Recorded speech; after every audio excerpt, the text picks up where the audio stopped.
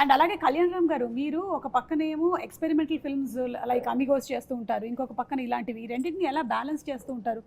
Like you do one, ఇది ఒకటి చేద్దాం, నెక్స్ట్ ఇంకొకటి ఎక్స్పెరిమెంటల్కి వెళ్ళిపోదాం అని అనుకుంటారా ముందే? లేదండి, అలా నేను ఐ డోంట్ ప్లాన్ ఎనీథింగ్ అండి.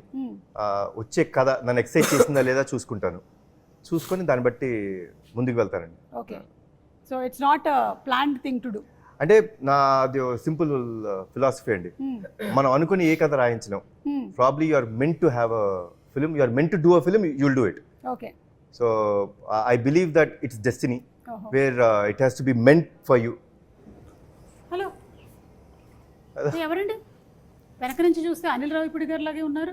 Hello hello hello ma'am, hello ma'am మీకోసం వచ్చాను నేను. అనిల్ గారు, అవకాశం రాలేదా? మీకోసం కూడా వచ్చాను. నేను ఇప్పుడే చెప్తున్నాను నీళ్ళు. ఒక్క నిమిషం వస్తున్నా. మీరు ఎలాగూ డిస్కషన్ చేసుకోవాలి, కాదు, మీరు ఎలాగూ మొత్తం మీరే మాట్లాడతారు. ఒక్క నిమిషం ఆగండి బాబు, చైర్ తీసుకురా.